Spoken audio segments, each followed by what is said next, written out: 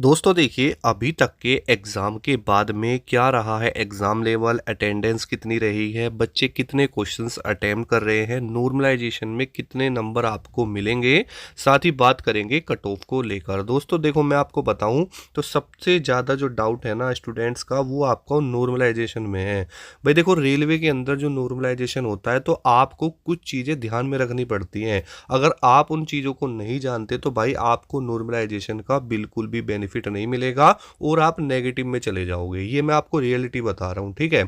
अब देखो, अभी तक के एग्जाम के बाद में जो एग्जाम लेवल है वो किस टाइप का आ रहा है, अगर मैं उसको लेकर बात करूँ, क्योंकि आपके जो है रिव्यूज़ जो आ रहे हैं एनालिसिस के बाद में, तो कैंडिडेट्स क्या बता रहे हैं एग्जाम देने के बाद में, एक्चुअल डाटा मैं आपको बताऊंगा। सबसे पहले तो आप एक चीज़ समझ लीजिए कि जैसे ही कैंडिडेट एग्जाम देकर बाहर आते हैं तो कोई अपना अटेम्प्ट बताता है 90, ठीक है, कोई बताता है 95, कोई बताता है 80। अब इतना अटेम्प्ट सुन सुन करना जो बच्चे हैं वो बहुत ज़्यादा परेशान हो जाते हैं कि भाई इतने क्वेश्चन बच्चे अटेम्प्ट कर रहे हैं तो भाई कट ऑफ तो बहुत ज़्यादा हाई जाएगी। लेकिन दोस्तों ये रियलिटी नहीं होती। रियलिटी आपकी दोस्तों आंसर की आने के बाद आती है। और ये हर एग्जाम की बात मैं आपको बता रहा हूँ कि जब आपकी आंसर की आती है तो ये 90 वाला आपको मिलता है 70 पे या 60 पे, और ये 95 वाला तो आपको दिखाई भी नहीं देगा, ठीक है। तो जो जो चीज़ें मैं आपको समझाऊंगा ना उसको ध्यान से समझना। अगर आपने भी एग्जाम इसी तरीके से दिया है तो भाई 100% आपका सिलेक्शन हो जाएगा। और इतने क्वेश्चन जितने मैं आपको बताऊंगा तो बिल्कुल आप अपने आप को सेफ मान सकते हैं। अब देखो, सबसे पहले तो एग्जाम लेवल की अगर मैं बात करूं तो एग्जाम लेवल दोस्तों ज़्यादा डिफिकल्ट आपका नहीं आ रहा, क्योंकि जो हमारे ऑफलाइन कैंडिडेट्स हैं या फिर जो जितने भी मैंने रिव्यूज़ देखे हैं तो किसी ने भी ये नहीं बोला कि भाई हाँ पेपर हार्ड आया है, ठीक है। एक दो क्वेश्चन की अलग बात है, लेकिन जो आपका नॉर्मली एग्जाम लेवल चल रहा है वो आपका इजी टू मॉडरेट है ना। तो कोई दिक्कत बच्चों को नहीं है, जिसने अच्छे से तैयारी करी है और अपने सिलेबस को कंप्लीट किया है तो उसे एग्जाम में कोई भी दिक्कतों का सामना नहीं करना पड़ रहा। अब जो क्वेश्चन होते हैं 10-5 क्वेश्चन होते हैं, उससे कोई दिक्कत वाली बात नहीं है। बट दोस्तों कुछ एग्जाम लेवल होता है ना, कि जैसे मान के चलो आपके 100 क्वेश्चन है, आप 30 क्वेश्चन तक चले गए, लेकिन उसके बाद में आपको जाना मुश्किल हो रहा है, आप 40 तक चले गए, तो तब दिक्कत होती है कि भाई पेपर हार्ड था। लेकिन बच्चे 50-60 क्वेश्चन तक ईजिली जा रहे हैं, जैसा कि वो बता पा रहे हैं। उसके बाद में अगर हम दोस्तों अटेंडेंस को देखिए, वीडियो में आगे बढ़ने से पहले देखिए, अगर आप भी रेलवे एनटीपीसी की तैयारी कर रहे हैं तो आज मैं आपको बेस्ट बुक्स बताने वाला हूँ। दोस्तों ये रेलवे की बेस्ट बुक है, चक्षु पब्लिकेशन की। ये कंप्लीट स्टडी गाइड है। इसमें आपको थ्योरी के साथ साथ जो प्रीवियस ईयर क्वेश्चन है ना दोस्तों, वो भी देखने के लिए मिलते हैं। और सबसे बड़ी बात क्या है, जो अभी ट्रेंडिंग में क्वेश्चंस चल रहे हैं ना, वो सारे आपको यहाँ पर देखने के लिए मिलेंगे। इस किताब को बेस्ट टीम के द्वारा दोस्तों तैयार किया गया है। साथ ही दोस्तों चक्षु पब्लिकेशन की रेलवे एनटीपीसी के प्रैक्टिस सेट भी आते हैं, जिससे आपकी तैयारी और भी ज़्यादा मजबूत होगी। साथ ही यहाँ पर रेलवे की आपकी सामान्य ज्ञान, रेलवे मैथ्स और रेलवे रीजनिंग की सारी बुक्स आती हैं और आपकी तैयारी की हो ये उस लेवल तक लेके जाती है कि भाई साहब आप सिलेक्शन पक्का लोगे, ठीक है। और सबसे बड़ी बात क्या है, तो नवीनतम जो भी आपका पाठ्यक्रम है उस पर बेस्ड है सारी ही चीज़ें। और कोशिश की गई है कि 0% एरर के साथ में इन बुक्स को तैयार किया जाए। अगर आप भी कोई ऐसा कंटेंट ढूंढ रहे हैं कि आपको कम पढ़ के अच्छी आपकी तैयारी हो जाए तो ये आपके लिए बेस्ट है। इन बुक्स की जो मैंने लिंक है वो नीचे डिस्क्रिप्शन में दे रखी है, वहां से आप इन्हें अभी ऑर्डर कर सकते हैं। दोस्तों लेकर बात करें तो अटेंडेंस आपकी दोस्तों लगभग 60% के आसपास है। अब आपको मैं बताऊं कि ये डाटा अभी एग्जैक्ट तो नहीं है, क्योंकि भाई देखो अभी आपका एग्जाम भी चल रहा है। बट जैसे आपका एग्जाम हॉल होता है तो उसमें जैसे मान के चलो 100 सीट हैं, ठीक है। तो 100 सीट में से जो खाली रहती हैं तो उससे अंदाजा हो जाता है कि भाई 60 से 65% तक जो आपकी अटेंडेंस है वो बेसिकली चल रही है। उसके बाद अगर बात करते हैं, अब हम मेन फैक्टर जो आपका है दोस्तों नॉर्मलाइजेशन, है ना। देखो दोस्तों, एक्चुअल में जो नॉर्मलाइजेशन होता है उसका क्या काम होता है। अब देखो आपके अलग अलग शिफ्ट हैं, अलग अलग फेसिस हैं, तो क्वेश्चन पेपर भी अलग अलग हैं, तो क्वेश्चन में अप एंड डाउन तो देखने के लिए मिलेगा। अब किसी का पेपर ज़्यादा इजी आ जाएगा, किसी का थोड़ा थोड़ा मॉडरेट रहेगा, थोड़ा सा डिफिकल्ट रहेगा, तो अटैम्प्ट भी सबके अलग अलग होंगे। तो होता क्या है, लास्ट में जितने भी आपकी टोटल शिफ्ट्स हैं ना उन सभी के एवरेज मार्क्स को देखा जाता है और ये कंसिडर किया जाता है कि भाई ये जो शिफ्ट थी ना ये डिफिकल्ट थी, तो इन बच्चों का कम अटेम्प्ट है तो इसको थोड़ा सा नंबर देके इक्वल कर दिया जाए, है ना।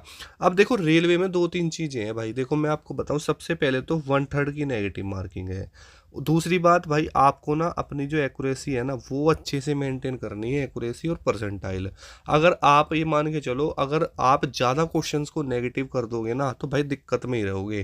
क्योंकि मैं आपको पहले से ही बताता आ रहा हूँ कि देखो, अगर आपकी शिफ्ट थोड़ी डिफिकल्ट है तो आपसे क्वेश्चन कम अटेम्प्ट होगी, लेकिन इसका मतलब ये नहीं है कि वहाँ पर आप अग्रेसिव हो जाओ या परेशान हो जाओ और सारे तुक्के मार दो। तो इससे तो आपको नुकसान ही होगा, क्योंकि आज तक का रिकॉर्ड है भाई, कोई भी जहां पर इतनी नेगेटिव मार्किंग हो ना, तुक्के में आप कभी भी सिलेक्शन नहीं ले सकते, बाकी नेगेटिव में और चले जाओगे तो कोई फायदा तो वैसे भी नहीं होना है ना।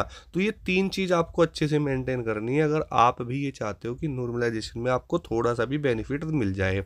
वो डिपेंड करता है आपकी शिफ्ट के ऊपर। अगर भाई आपकी शिफ्ट डिफिकल्ट है या मॉडरेट है तो डिफिकल्ट वाली को थोड़ा ज़्यादा बेनिफिट मिलेगा, मॉडरेट वाली को कम मिलेगा, इजी वाली को नहीं मिलेगा, है ना। लेकिन आपको चीज़ें क्या है, जितने क्वेश्चन आते हैं उतने ही करो। मेरा तो मानना ये है कि अगर 30 क्वेश्चन भी आपको आ रहे हैं ना तो भाई बस वहीं करके छोड़ दो, क्योंकि अगर आप 70 क्वेश्चन में तुक्के मारोगे तो इनको भी वो माइनस में खा जाएंगे, कोई बेनिफिट उससे आपको नहीं होने वाला, ठीक है। जो आपका यहाँ पर 1% चांस है भी नॉर्मलाइजेशन से सिलेक्शन होने का, वो भी नहीं हो पाएगा, है ना। वैसे 30 पे होगा तो नहीं, लेकिन फिर भी 1% चांसेस कभी कभी होते हैं अगर किस्मत साथ दे जाए। बट अगर आप सारे ही नेगेटिव कर दोगे तो फिर तो सारी ही कंडीशन दोस्तों यहाँ पर ख़त्म हो जाएंगी।